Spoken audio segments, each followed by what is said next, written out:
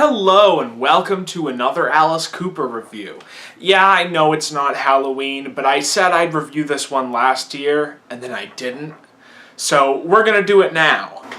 The record we're going to talk about today is Easy Action, the second album from the Alice Cooper Group, which was released in early 1970 on Frank Zappa's Straight Records label. Owing to the fact that Frank Zappa had basically lost all interest in running a record label by 1970, Easy Action was produced by an outside producer, in this case a guy who I believe had worked with Neil Young, and who made no attempt to hide the fact that he hated the band's music. And while the production on this album is much better than the uber lo-fi garagey sound that Zappa sought after on Pretty's For You, the band apparently still were not satisfied with the final mix of this album.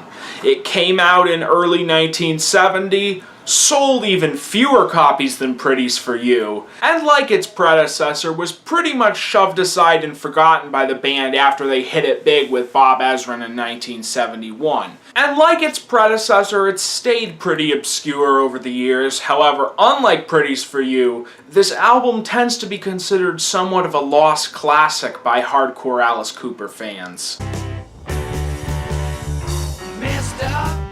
We open up the album with Mr. and Misdemeanor, a song that sounds more like the future of the Alice Cooper Group than the entire running time of Pretty's For You. Although there are still a few sections that do sound a bit like the first album.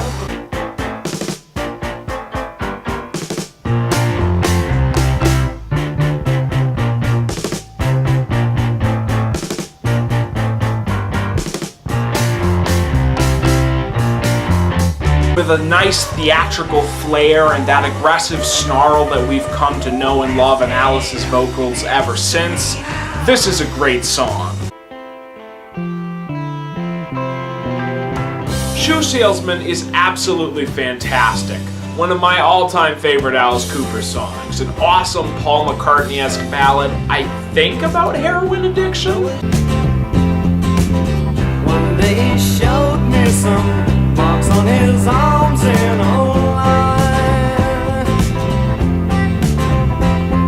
But I don't really know what it's about. I actually don't think Alice is singing on this. I believe it's one of the other band members, which is interesting because on these first two albums, it feels like the roles were a little less defined, whereas later on Alice became the singer. Whereas on these first two albums, you have a song or two where one of the other band members takes lead vocals. The opening riff of Still No Air makes you think that maybe this might be a classic Alice hard rock song, but no, it's one of the more psychedelic pieces of the album. From the awkward, cumbersome vocal bit at the beginning, to the weird interlude at the end where they sing a section of a song from West Side Story. you're a jet all the way. Your first cigarette to your last dying day.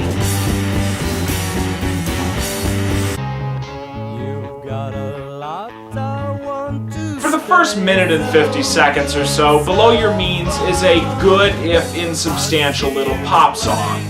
However, when the weird breakdown starts at the end, the song swiftly transforms into a lengthy jam that is the second longest piece on the entire album.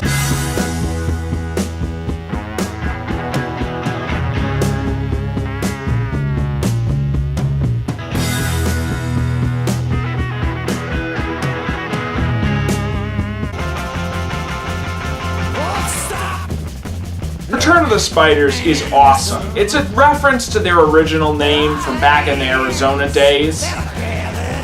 But this is actually a very forward-looking song. It's fast, aggressive, intense, and with better production, I could easily see this on Love It to Death or Killer.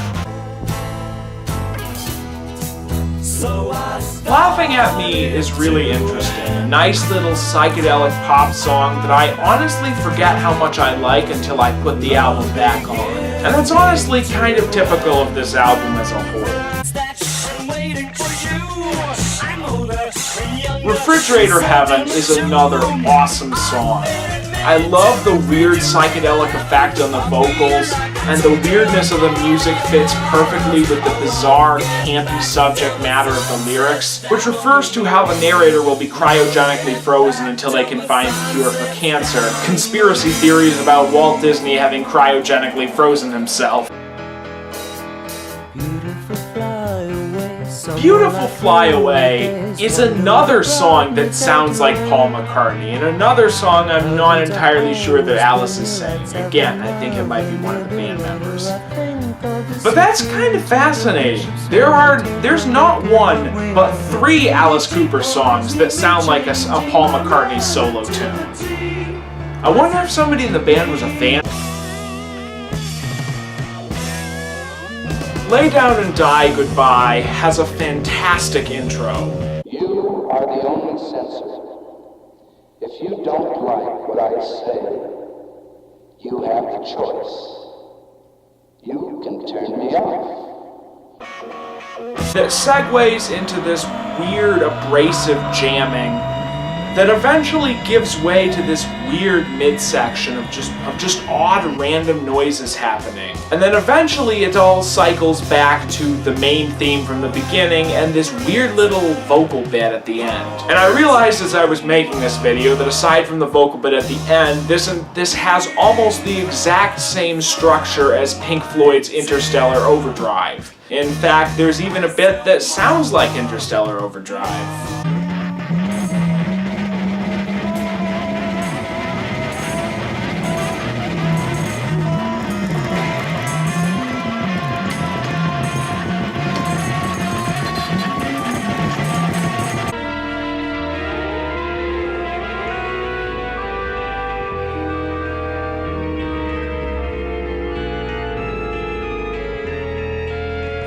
Easy Action is a very good album, although it's definitely not the place you should start if you're trying to get into Alice Cooper. It is substantially closer to the classic sound than Pretty's For You, and yet I would also argue that in some ways it's actually weaker than Pretty's For You. For all of the poor production and sometimes half-baked song ideas on the debut, it hangs together as an album very well. The songs feel unified, and everything seems to go just where it needs to. Whereas this album has a lot of sort of half-formed song ideas with lengthy jams tacked on to the end of it. The shorter songs on here are fantastic, and really the jams aren't even all that bad. I'm not complaining about them, really. It's not even that any of the songs are especially bad, it's just that the psychedelia on the first album was very organic and was an integral part of every song, whereas the psychedelia on this album feels kind of tacked on. Like they're clearly transitioning away from the sound of the first album to something else, but they just haven't gotten there yet. All in all, though, it's a great album, and definitely worth your time if you're a fan of Alice Cooper. The records that Alice Cooper released on Straight Records during 1969 and 1970 are interesting to say the very least. While Frank Zappa's bizarre Straight record label was a cool idea, in practice it was always kind of a train wreck. It worked really well for a few people. Zappa himself flourished free from the ineptitude of Verve. And Captain Beefheart produced what I think are universally considered to be his 2 best albums while he was on the label. In fact, I would almost argue that Captain Beefheart is probably the only artist on that record label who got the full benefits of being on an indie label that would let him do pretty much whatever he wanted to do. The setup didn't work as well for some bands, and I think most people would argue that Alice Cooper was probably one of them. And I don't entirely disagree, but I don't entirely agree either. On the one hand, both of these albums are sort of half-baked, with this mostly being the responsibility of the poor production on the first album and the transitional nature and perhaps also unsatisfactory production on Easy Action. But at the same time, there is something unique and fascinating about both of them. Pretty's For You in particular sounds like nothing else I've ever heard. You know, maybe some of the earlier 60s garage bands sound like that in terms of the production, and some of the psychedelia recalls early Quicksilver Messenger service, among other things. Well, Easy Action is just such a bizarre blend of psychedelia and what ultimately would become the hard rock Alice Cooper. And when I think about that awkward period in 1970 where the 60s are dying but the 70s haven't really become their own thing yet, I always think of Easy Action.